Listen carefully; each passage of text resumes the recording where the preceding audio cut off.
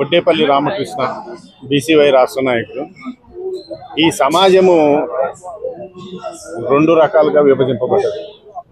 కులాలు మతాల వర్గం ఒకటైతే, ఇంకొకటి పేద ధనిక మధ్య ఒక స్పష్టమైనటువంటి రేఖని ఈ యొక్క రాజకీయ పార్టీలు సృష్టించి బలహీన వర్గాల్ని అతి బలహీన వర్గాలుగా, అదే రకంగా ఉన్నత వర్గాలని వాళ్ళ సంపాదనని పెంచుకోవటానికి కావాల్సినటువంటి రాజకీయ వేదికగా ఈ యొక్క రాజకీయ వ్యవస్థ రూపమవటం శోచనీయం.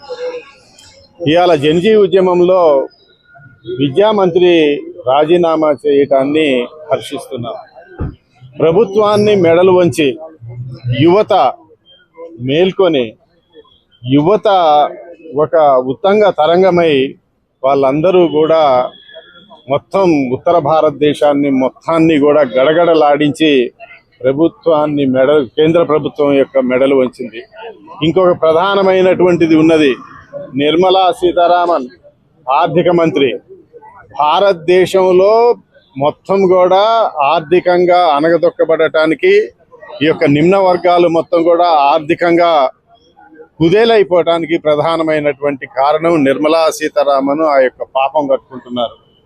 భారతదేశంలో ఉన్నటువంటి ఎస్సీ, ఎస్టీ, బీసీ మైనారిటీలందరినీ ఇంకా పేదవారిగా చేసే కార్యక్రమాల్ని, ఆర్థిక ప్రణాళికల్ని రచయించటం శోచనీయం.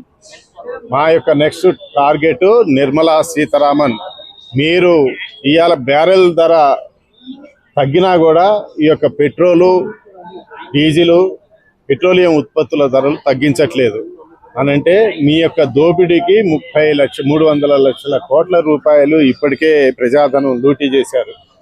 అదే రకంగా ఈ యొక్క ఎస్ఈజెడ్లు ఏవైతే ఉన్నాయో, ఎస్ఈజెడ్లు, టోల్ ట్యాక్స్లు ఏంటి, మా యొక్క బడుగు బలహీన వర్గాల యొక్క చమడాలు మొత్తం కూడా ఒలిచేటటువంటి ఈ యొక్క కార్యక్రమం కేంద్ర మంత్రి గడ్కరీ నేను ఇన్ఫ్రాస్ట్రక్చర్ డెవలప్మెంట్ చేస్తున్నానని దుబాయ్ తోటి లేకపోతే ఇంకొక దేశంతో పోల్చుకోవటం ఈ యొక్క యువత కూడా సహించట్లేదు. ఇది మొత్తం కూడా బీసీలు, బడుగు బలహీన వర్గాల మీద పెనుభారం అయిపోతున్నది. దీన్ని తక్షణం నివారించాల్సినటువంటి అవసరం ఉన్నది. మా యొక్క నెక్స్ట్ టార్గెట్ నిర్మలా సీతారామన్ మరియు Nitin Gadkari. Mister prime minister, ఇప్పటికైనా కళ్ళు తెరిచి ప్రజల యొక్క నాడిని, ప్రజల యొక్క ఆవేశాల్ని, ప్రజలకి కావాల్సినటువంటి వనరుల్ని కల్పించేటట్లు ఉండాలి. కానీ నీవు కేవలం ఒకళ్ళకో ఇద్దరికో, అంబానీకో అదానీకో వాళ్ళకి తొత్తులాగా మారొద్దు. ఇంటర్నేషనల్ మీడియా మొత్తం కోడేగూస్తున్నది 26 సార్లు నువ్వు అమెరికా పోయి ట్రైనింగ్ చేసుకున్నావని.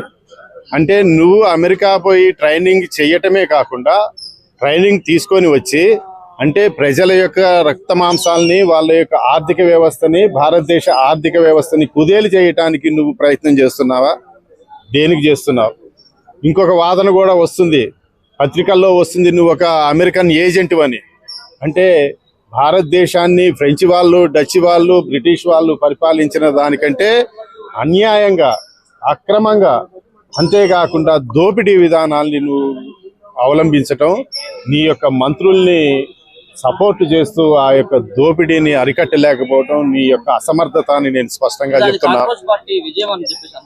కాక్రోచ్ పార్టీ విజయాన్ని మేము ఎలా చూస్తున్నాము అనంటే, విద్య యొక్క ఇప్పుడు ఉన్నటువంటి నిమ్న వర్గాలు మొత్తం కూడా ఈ యొక్క విద్యా వ్యవస్థలో ఉండి ఈ యొక్క అక్రమాలన్నింటినీ కూడా స్పష్టంగా గమనిస్తున్నాయి. కాబట్టి వాళ్ళ యొక్క ఆలోచన విధానంలో బలీయమైనటువంటి మార్పు వచ్చింది. ఈ కాక్రోచ్ పార్టీని ఇంకా కూడా బలవంతంగా చేయటానికి ఉత్తర భారతంలోనే కాకుండా దక్షిణ భారతమైన తెలంగాణ, ఆంధ్రప్రదేశ్, కర్ణాటక, తమిళనాడులో కూడా బలోపేతం చేయాల్సినటువంటి అవసరం ఈ కాక్రోచ్ పార్టీ యొక్క అధినాయకత్వం మీద ఉన్నది. మరియు అదే రకంగా ఈ యొక్క విద్యలో ఉన్నటువంటి విద్యావంతులు, ప్రొఫెసర్స్, విద్యార్థులు, మహిళలు, 26 యువకులు కూడా కంప్లీట్ గా దీనికి సపోర్ట్ చేయాల్సినటువంటి అవసరం ఉన్నది. బలమైనటువంటి ఒక ఉద్యమాన్ని నిర్మించాల్సినటువంటి అవసరం ఉన్నది.